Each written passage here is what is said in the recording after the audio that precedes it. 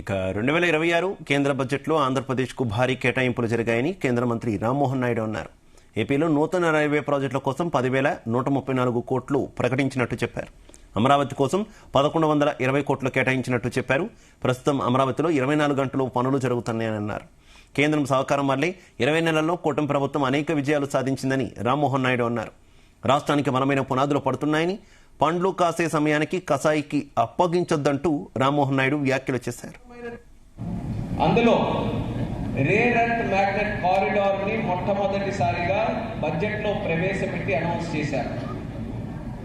అందులో మరొక విశేషం ఏంటంటే ఆంధ్రప్రదేశ్ రాష్ట్రాన్ని కూడా గుర్తించారు. ఒక డిప్లొమసీ ఎలా మేనేజ్ చేయాలనేది నరేంద్ర మోదీ గారు ప్రపంచానికి ఈరోజు చూపించారు. ఎక్కడా ఒక మాట తప్పు దొరలకుండా, ఎక్కడా ఎవరిని కూడా దూషించకుండా, ఎలాంటి కష్టమైనటువంటి ఒత్తిళ్లుండే పరిస్థితి వచ్చినా సరే ఒక దేశానికి ప్రధానమంత్రి ఎంత హుందాగా వ్యవహరించాలో నరేంద్ర మోదీ గారు వ్యవహరించారు. కాబట్టి యుఎస్ఏ కూడా ఈరోజు ఒప్పందానికి వచ్చి ఈరోజు ఒప్పందం చేసుకునే పరిస్థితిలో ఉంది. ఒప్పందాలు చేసేది కొన్ని నరేంద్ర మోదీ గారైనా అవకాశాలు తీసుకోవాల్సినటువంటిది మనం అందరం. ఈ 18 నెలల్లో మనం సాధించినటువంటి విజయాలు ఇన్నన్ని కాదు.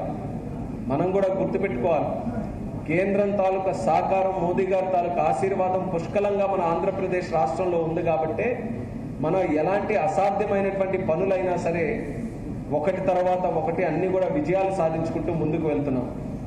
ఆ రోజుల్లో రాజధాని ఏంటనంటే ఎవరు సమాధానం చెప్పే పరిస్థితి లేదు. అటువంటిది ఈరోజు రాజధానికి కోట్ల రూపాయలు మనం కేటాయించుకొని ఇప్పుడు కూడా మనం వాస్తవంగా అక్కడికి వెళ్ళి అమరావతిలో చూస్తే 24 hours అర్ధరాత్రి వెళ్ళి చూసినా సరే లైట్లు పెట్టుకొని మరి కన్స్ట్రక్ట్ చేసుకొని మన రాష్ట్రంలో